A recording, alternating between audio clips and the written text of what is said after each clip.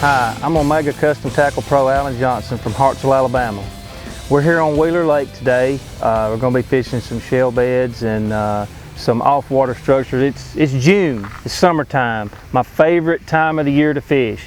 It's one of those times of the year when you get to go and find fish grouped up. You find bait balled up and fish grouped up, and it's great because you don't just go down the bank and fishing every stick and every rock that everybody else has already thrown at and catching a fish here and there. You get to go and set on one hump or one shell bed or one piece of structure and catch fish that are balled up. We'll be doing a little bit of that today, showing you where some bait will be balling up and kind of grouping up on the shell beds. Tell you a little bit why the bait is there on the shell beds, why the fish are there on the shell beds. The fish are post-spawn right now. We had a brutal winter, and the fish kind of spawned a little bit late, but it warmed up really quick, but it was later than normal. And so they all come out all at once nearly to the shell beds. And it's a cloudy day. Typically for fishing offshore like that, you'd like for it to be sunnier, a little bit brighter. And a lot of people, you don't often hear that. You hear people say, man, I want to fish on a cloudy day, you know, with the front coming in, and that's great. But when you're fishing structure like this and offshore, the bait tends to group up more on the sunny days, and so therefore the fish are going to group up more on the sunny days, and you can kind of get them isolated in one spot. When it gets cloudy like this, a lot of times the fish tend to spread out because the bait's spreading out. The way that the jig is designed is awesome for shell beds and structure. Show you a little bit here about how it sits.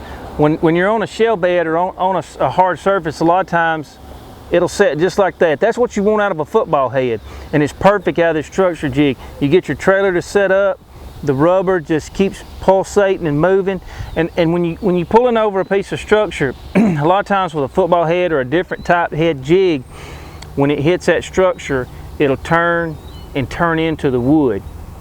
What happens with a structure head, when it hits, you see the way the head's flat, it just comes right up over it. So when you hit that stump or that limb, you can jerk it right on out. You don't have to worry about getting hung. You can see the way the hook's shaped, where it's turned up there. The greatest thing about that is once that fish gets past right here, he's done. He's stuck and he's not coming off. You'll probably see today a lot of our fish, we'll have to bang the jig out of its mouth. Sometimes you have to hit it 3 or 4 times just to get it out of the fish's mouth. There it is. Oh yeah. That fish was right out here close to the edge, right where we're showing that bait. And that's what makes electronics so vital, especially this time of year, because you got to find the bait generally to find the fish. It down.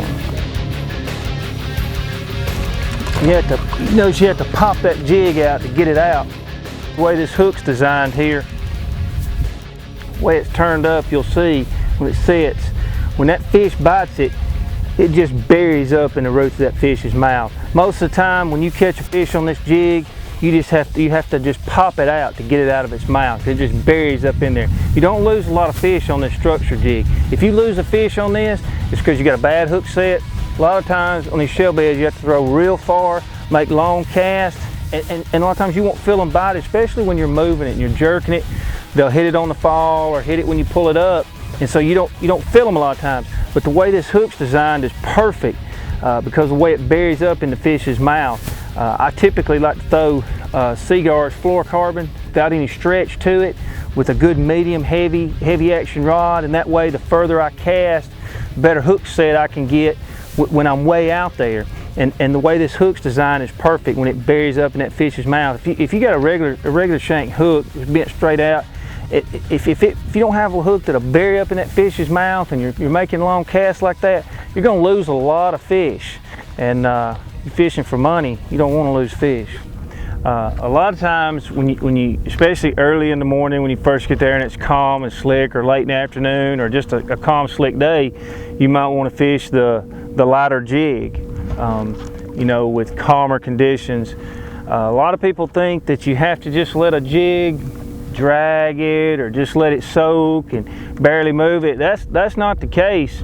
A lot of times, especially a day after a front, 2 days after a front, when conditions are tough, you throw in that heavier jig and you're jerking it around, or you're hopping it, or you're pulling it way up in the air and letting it fall. That fast fall, a lot of times, or that fast retrieve, just jerking motions will trigger a fish to bite. And a lot of times when you're on a school of fish and they're not biting, and that first one bites, it triggers a feeding frenzy. And especially on these shell beds, when you think the fish aren't here, it's not that they're not here. They're just not active, and you have to make them active. And that's what's great about the jig. You can fish it so many different ways. You can cover a lot of water with it. A lot of people, you know, I've got some friends that talk about, I don't like fishing slow. Well, you don't have to fish slow. I can cover more water with this jig than I can with a crankbait, depending on the retrieve that I want to use. It's great at locating fish. And I'll tell you something about a crankbait versus a jig, especially on these shell beds. A little while ago, we saw some fish out there schooling, chasing some gizzard shad. If you throw a crankbait out there, I don't know if any of you've ever caught 2 fish on one crankbait. I hear that story a lot. Well, what happens is, when you throw that crankbait out there and that fish has got it in his mouth and you're pulling him in, they're chasing that fish trying to get that crankbait, and you see a full school of fish after a crankbait. It pulls the fish away from what you're fishing. A crankbait will, whereas a jig won't do that.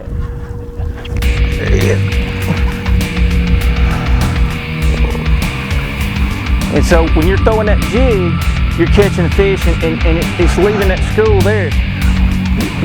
Whereas a crankbait, you're pulling that school too. You'll see several fish behind that crankbait at one time. I want my picture. A fatty. I believe he's full of some shad this morning. Pop him out. See how fat that fish is. He's kind of short, but he's fat. If you notice, I haven't stopped this jig all morning. Every now and then I'll stop and feel if I think I'm around a stump, and when I get on that stump, I'll just kind of pop it. And a lot of times when you pop it like that off that stump, it'll get a reaction bite too.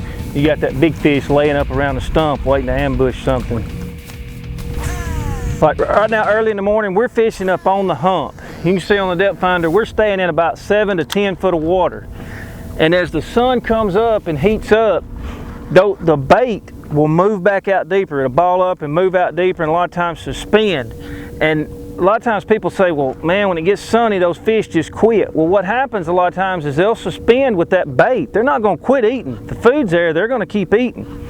And so that's where the 7/8 comes in handy, where you can rip that thing, stroke it, and you can cover about 10 to 12 feet of the water table when you're doing that. So you find those fish, even if they're suspended, that jig's coming up and it's just shooting back down in front of them. So a lot of times when the sun's high and the fish are inactive, that's what makes that 7/8 so great. If you notice, this is the way, during the summertime, I have 3 reels at most on the deck. I always have 2 jigs on, maybe 3, and I'll have a couple different colors. I'll have a Table Rock, an Ozark Special, and then I'll have the 5/8 and the 7/8. And that way, when it starts getting hot, sun comes up and those fish move off the edge, I'm already ready. I don't have to start changing jigs and skirts and heads and that sort of thing. And I'm telling you, when you're fishing shell beds, jigs are the #1 bait on shell beds. And so then it just comes to be, how deep of water are you fishing? Are the fish suspended or are they on the bottom? And that's the thing about these structure jigs. You don't have to worry about getting hung as much, and I shouldn't be so timid. I should just set the hook like that, because I know it's a fish, and if it's not, then I'm not gonna get hung. But I'm doing is hitting that stump and popping it right off the stump. And we'll show you in a minute on the side scan what that looks like. The pig knuckle. But with this structure jig, that's the thing. When you feel something, just slam it. And 9 times out of 10, it's going to be a fish, and you won't do like I did last time. See how hard that is? Listen to this. Still can't get it out of there. To pop it out of that fish's mouth. I mean, that hook is just wonderful the way it's designed. And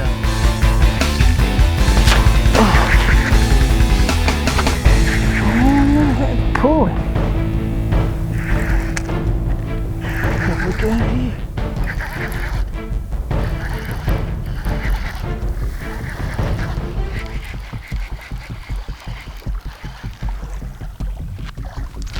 Ooh, that fish right there was kind of suspended over the top of a tree.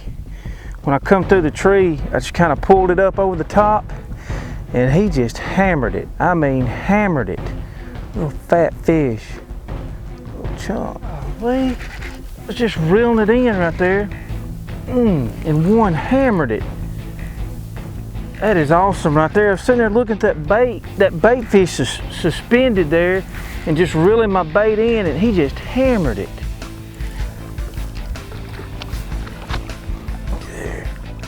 Oh, chunk.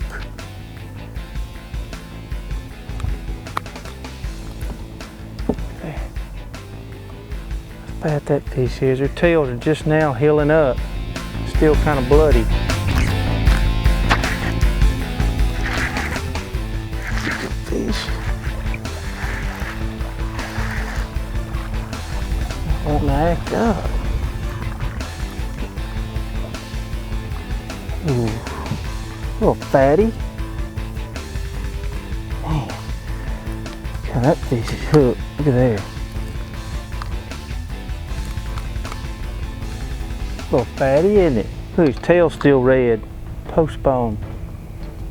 Folks, we're wrapping up here today on beautiful Wheeler Lake, and I hope we've showed you some techniques today that you can use. Anybody can do this. Your kids can do this. I'm telling you, we have caught a ton of fish today. I cannot stress the importance of the electronics. The Humminbird side scan with the GPS on it is awesome, because we can find these humps, and we can go and look at them to see if they have a hard surface without actually having to feel, throw out there and find what's on there. We can see with the side scan. And it's just been amazing today. The humps that we've pulled up on and located the bait fish. And this Omega structure jig, it's what it's all about. I've used the same jig all day long. And you can do this on any lake. I mean, all you gotta do is go out. Most of the time, a lot of people have already put structure on the humps and drop-offs and things like that. And you find where the fish are. You can see the bait on your GPS or on your depth finder, and all you gotta do is idle around and look for it. And it's not intimidating at all. Don't let it be intimidating. It's a lot easier than what you think. And this structure jig is awesome. You can cover a lot of water with it. When you get to a hump, no matter how big it is, you can cover as much water as you want to, as fast as you want to, or as slow as you want to. We showed you different ways to fish it.